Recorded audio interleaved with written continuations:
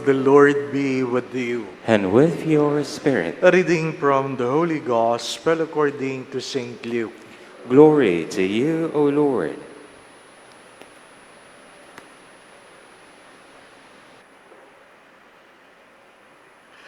Jesus said to the Pharisees, "There was a rich man who dressed in purple garments and fine linen, and dined sumptuously each day. And lying at his door was a poor man named Lazarus, covered with sores, who would gladly have eaten his fill of the scraps that fell from the rich man's table.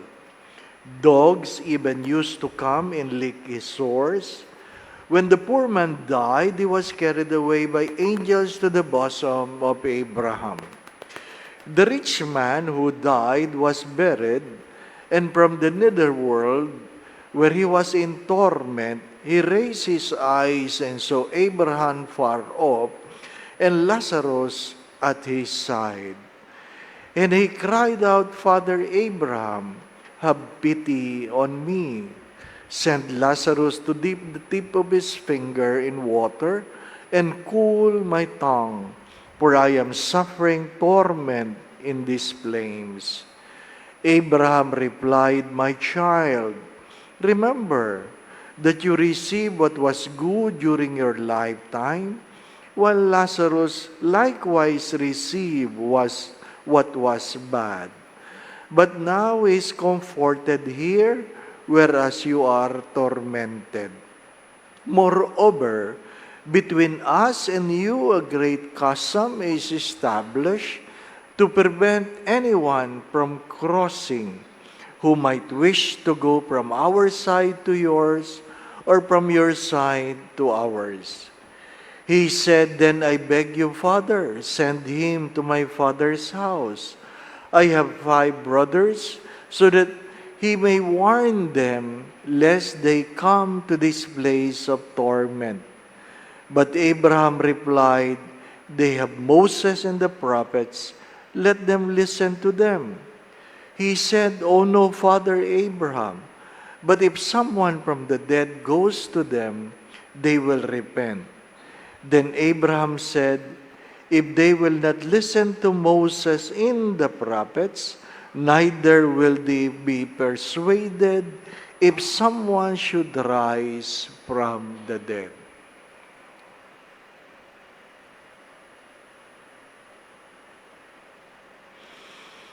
Brothers and sisters, the Gospel of the Lord. Praise to you, Lord Jesus Christ.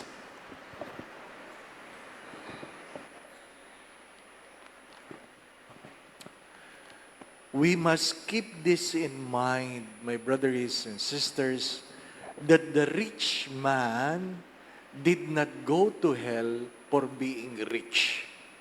Keep that in mind. The rich man did not go to hell for being rich.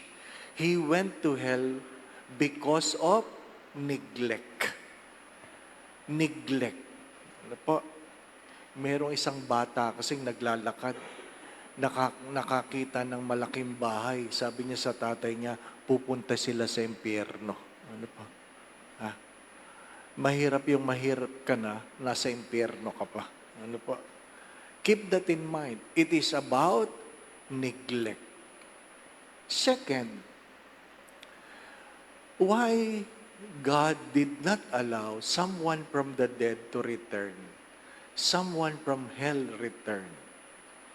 And I believe even Satan would not allow it, that someone from hell would return.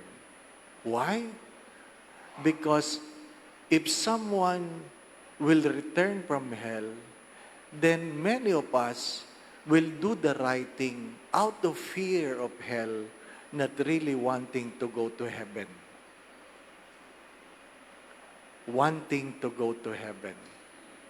Sometimes, whether you like it or not, what motivates us, as I've said yesterday, are what benefits us. Kaya ang mga relasyon natin, kung sino yung may pakinabang, nandun tayo. Marami sa atin user-friendly. Mabait lamang sa mga taong mayroong pakinabang. Ano po? Kaya pag wala ng pakinabang, hindi na pinapansin. Kahit sa kaparian. Ano po? Pag batang pari, amoy pari pa. Oh, ang daming lumalapit. Ang daming nagpapaselfie. Batang pari. Pag matanda na, wala na. Paring may amoy na eh. Ano po? My dear friends, my brothers and sisters, keep this in mind. Because many times, people would ask this. People would even come to you and say, Father, sana manalo ako sa loto. Ano po? Sana manalo ako sa loto. Alam mo, Father, pag nanalo ako, magbibigay talaga ako sa simbahan. Ano po? Marami niyan. Ano po?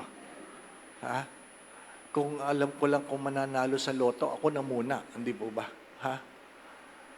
But what I'm trying to say, we are gifted, we are blessed so that we can give. We are blessed so that we can give. We are not blessed to indulge. We are not blessed to neglect. We are blessed so that we can give. Now, sometimes God will wait for you to give before you are blessed. Why? That is to examine the purity of intentions. To examine the purity of intentions. Because many who have been blessed, the first thing they forget is God. That's the sad story. When people are being blessed, the first thing they forget is God. That's why it's good to understand that sometimes we are given a chance to give first to be blessed. What is the first reading trying to tell us? How can you really know the ways of God? You will never know the ways of God. But why did God acted that way? Because God knows what is in our hearts. Alam ng Diyos kung anong ating kalooban. Alam ng Diyos ang takbo ng ating isipan. Ano po? Alam ng Diyos kung sino ang kanyang bibigyan na ito ay marunong talagang magbigay. Mga minamahal na mga kapatid, maraming ayaw ito. Pero sa totoo lang, nagsisimula yan sa tahanan. Ano sabi ng Diyos? If you honor your mother and father, you will live long. If you honor your father, you have already paid your debts. Ang sino mang nagmamahal sa ama ay nagbabayad na ng kanyang pagkakautang. Ito, ang sino mang nagmamahal sa kanyang ina ay nag-iimpok para sa kanyang bukas. It means, in the very beginning, in your own homes, you want to be rich, begin by loving your mother. Begin by honoring your mother. You cannot wait for God if you have failed in the very beginning to love the very woman that God has given you life.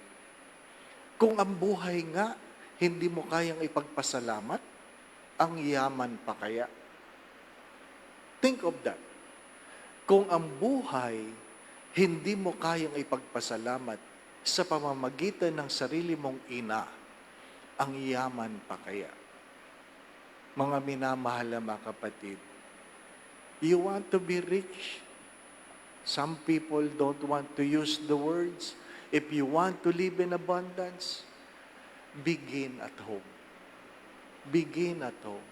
Because the moment you neglect the very people that God has given you life, then you already deprive yourselves of the blessing you ought to receive. Amen.